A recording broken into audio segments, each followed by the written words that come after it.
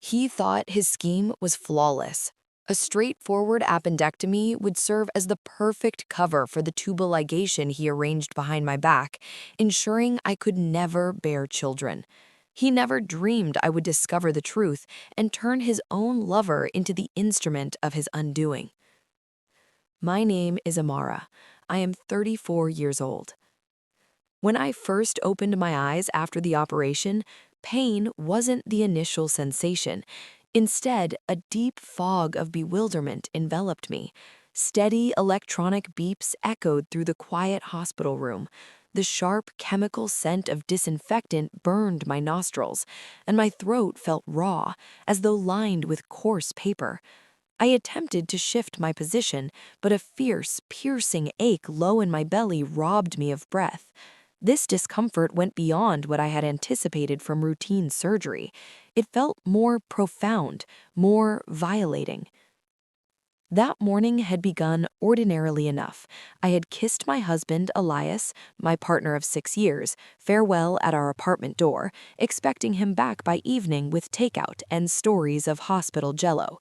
The procedure was supposed to be minor: remove the inflamed appendix, a few laparoscopic marks, and a brief recovery.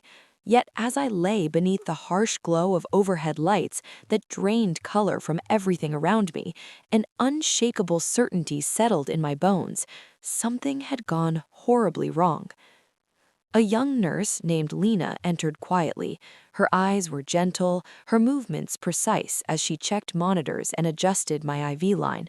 But beneath her professionalism lingered something else, a flicker of compassion mixed with unease. Whenever our gazes met, she darted a quick look toward the doorway, as though dreading interruption. "How are you holding up, Mrs. Carter?" she murmured, keeping her tone low. "Thirsty, and there's this deep ache lower down. Is that typical?" Lena's fingers paused above the screen. She glanced at the door once more, then leaned closer, forming a fragile pocket of privacy amid the sterile surroundings. "Ma'am," she whispered, "were you informed about the additional procedure performed during surgery?" My pulse surged. The monitor beside me began to mirror a frantic rhythm in my chest. "Additional procedure?" I echoed, confusion sharpening into dread. "What do you mean?" She hesitated, swallowing visibly. "Your husband, he gave consent on your behalf while you were under anesthesia. He authorized a tubal ligation, permanent sterilization." The room seemed to tilt. The phrase hung between us, surreal and monstrous. Sterilization, without my knowledge, without my agreement? Elias, the same man who only days earlier had held my hand across a restaurant table, listening with apparent tenderness as I daydreamed aloud about baby names for the family we planned to start after our upcoming vacation to the coast. I squeezed my eyes shut against the memory. Our 5th wedding anniversary dinner. I had worn the emerald dress he always complimented. I had spoken with unguarded excitement about converting the spare room into a nursery once we returned from our trip to the coast. He had squeezed my fingers gently and murmured, "Soon, darling. Everything will be ready when the time is right. I want it to be perfect for our little one." I had trusted those words completely. Growing up in a household where praise was scarce and criticism constant, Elias had become my safe harbor. He was steady, reassuring, the person who convinced me I deserved love exactly as I was. Or so I thought. Now, that same trust lay in ruins. The physical soreness from the incision paled beside the hollow agony blooming inside my ribcage. I recalled the terror in his eyes when I collapsed in pain at a construction site inspection, how he had scooped me up without hesitation, barking orders to his team to clear his schedule. In the ambulance, he had gripped my hand tightly and promised, "I'll handle everything, love. Rest now. I've got you." And he had handled it, decisively, secretly, irrevocably.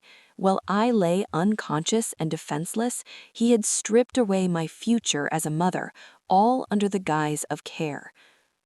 Lena rested a reassuring palm on my arm, her expression heavy with shared sorrow. In that bleak hospital room, I grasped the full scope of what had happened.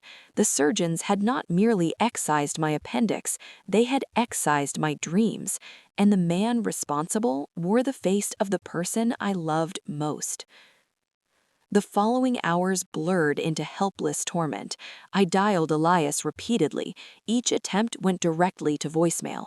Dread coiled tighter inside me with every unanswered ring.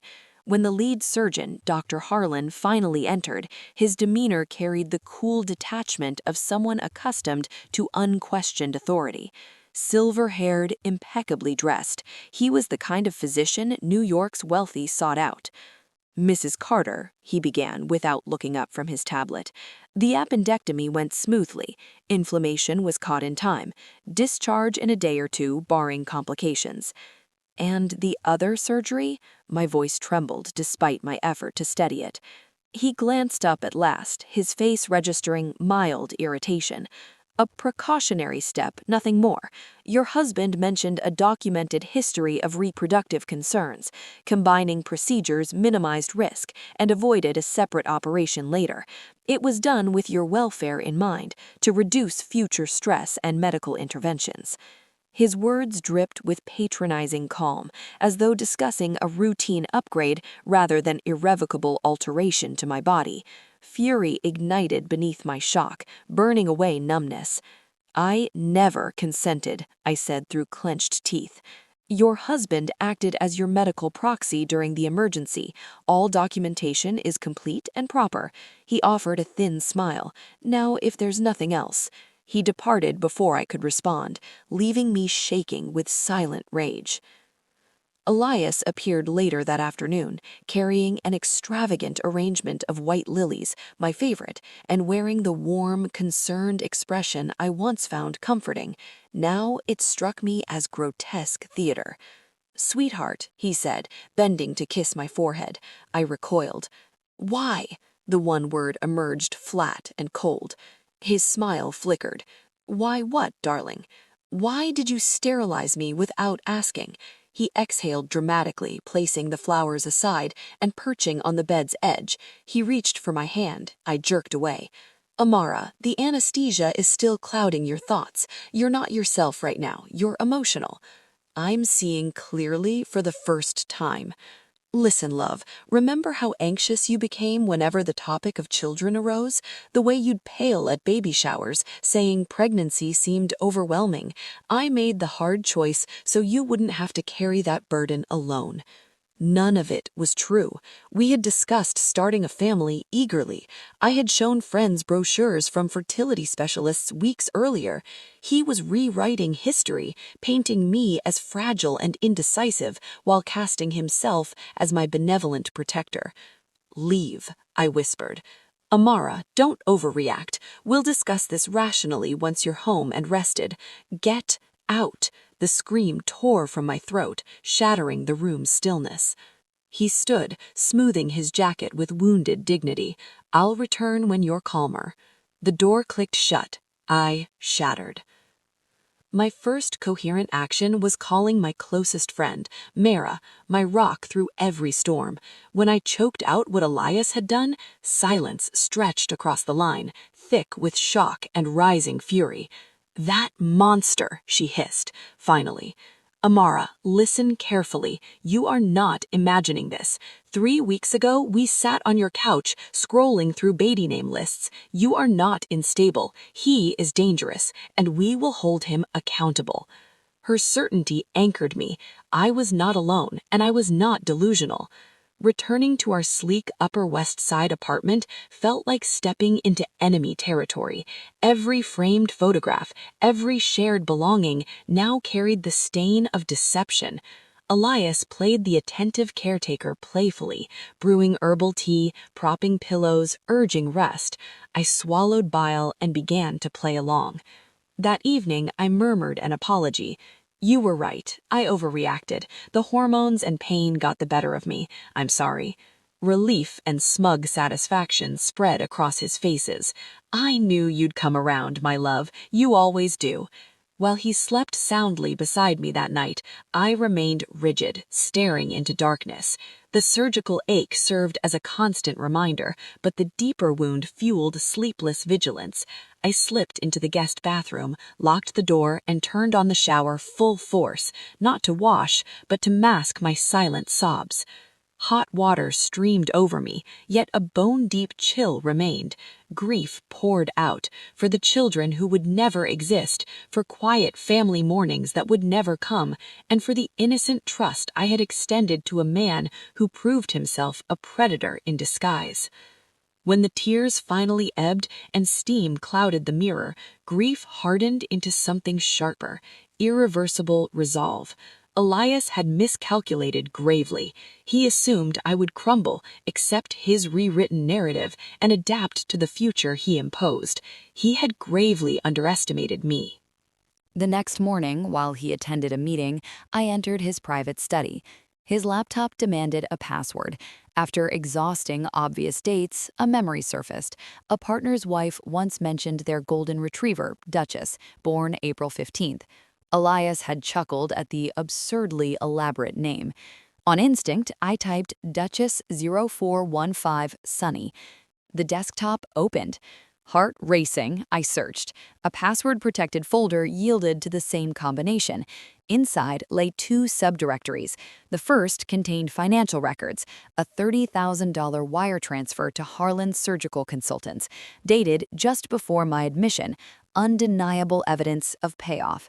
The second folder, labeled Vanguard, contained the real horror. Intimate photos of Elias with a striking brunette named Leela, a rising interior stylist I had encountered at industry gatherings. Beyond the images lay contracts, wire confirmations, incorporation papers for a shell entity called Apex Ventures LLC. Leela had transferred $1.4 million from an inheritance sale into the account. Elias was listed as sole signatory with unrestricted control. The registered address, a generic mailbox. My architectural background proved invaluable. I read blueprints daily. I recognized deliberate obfuscation when I saw it. This was no partnership. It was engineered theft. I forwarded everything to Mara with one line. Look at this immediately. Her call came swiftly, voice electric with outrage and professional thrill. She worked in financial forensics. Amara, this is textbook embezzlement wrapped in romance. Apex has zero operations, no assets beyond that incoming wire. He persuaded Leela to liquidate family property for a phantom luxury development deal he's hyped for months. Once funds clear into his other holdings, Apex collapses and she loses it all. He erased your motherhood and her financial security in one stroke. Rage no longer blinded me, it focused me. He never anticipated I'd unravel it, I said quietly. A dark, brilliant idea took shape. Mara, what if he desperately needs those funds to finalize a major public transaction? She laughed softly. If the account freezes at the critical instant, or if the true owner demands its return, he implodes spectacularly, publicly, irreparably. He weaponized her inheritance against my future, I replied. We'll turn it against his empire, and she'll be the one to detonate it. Thus began our counterstrike, not mere vengeance, but calculated demolition using the very tools he had forged. Reaching out to Leela felt like stepping onto thin ice. Contacting the woman who shared my husband's bed carried enormous risk. Yet logic overrode emotion. She was not the adversary, she was another casualty, and potentially my strongest weapon. I located her through professional networks and sent a measured DM. Leela, this is Amara Carter, Elias's wife. We must discuss an investment matter urgently. It concerns your interests directly. Keep this private. Her reply arrived within 40 minutes. Tomorrow, 3:30 p.m., Les Jardins on Green Street, alone. I arrived early, selecting a shadowed booth. Anxiety thrummed through me. Would she dismiss me? Alert him? Leela entered precisely on time, poised and elegant in a tailored coat, dark glasses concealing her eyes until she sat. Curiosity, edged with wariness, marked her expression. If this is about Elias and me, save the drama, she began coolly. No drama, I said evenly, sliding a slim folder across the table. Evidence. She opened it. The first page showed the surgical consent form bearing Elias's signature and a falsified note referencing my supposed prior gynecologic instability. Her composure cracked. What the hell is this? The authorization Elias signed to sterilize me without my knowledge during emergency surgery, I stated flatly. This is how he treats the woman he claims to love. I placed the financial documents next. And this is how he treats you. Apex Ventures is a hollow shell. He controls every cent. Your inheritance is his escape fund. Color leached from her face as she scanned clauses, recognizing her own signature beside his. Denial gave way to stunned horror, then blazing fury. He lied about everything, she whispered. The development, our future? He planned to discard both of us once we served our purpose, I said. Tears carved tracks through her makeup, not of sorrow, but incandescent rage. What do you need from me? She asked, voice steady now. The trap was set. The evening of Elias's anticipated triumph unfolded at the opulent Grand Salon of the Plaza Hotel. Leaders of finance and real estate filled the space. Elias glided among them, charisma at full wattage. This was the unveiling of Apex's flagship coastal luxury enclave, the deal requiring proof of Leela's capital infusion. Leela attended as his poised companion. I watched from the periphery, pulse steady. The ceremony peaked with Elias at the podium, spotlights bathing him in golden light. Trust forms the foundation of every great endeavor, he declared smoothly. Tonight, we affirmed that trust with an immediate display of commitment. He nodded to an aide, the massive screen behind him prepared to show the wire confirmation. Instead, it displayed Apex Ventures' account summary, $1.4 million balance overlaid with a glaring red watermark, account frozen, fraud investigation pending. Gasps rippled outward. Elias froze, smile rigid. At that instant, the double doors opened. Lila and I advanced down the center aisle, Mara at our side, two uniformed process servers trailing. Silence swallowed the room. We stopped before the stage.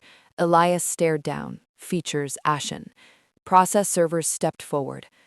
Elias Carter, you are served with civil action for medical battery and intentional infliction of emotional distress.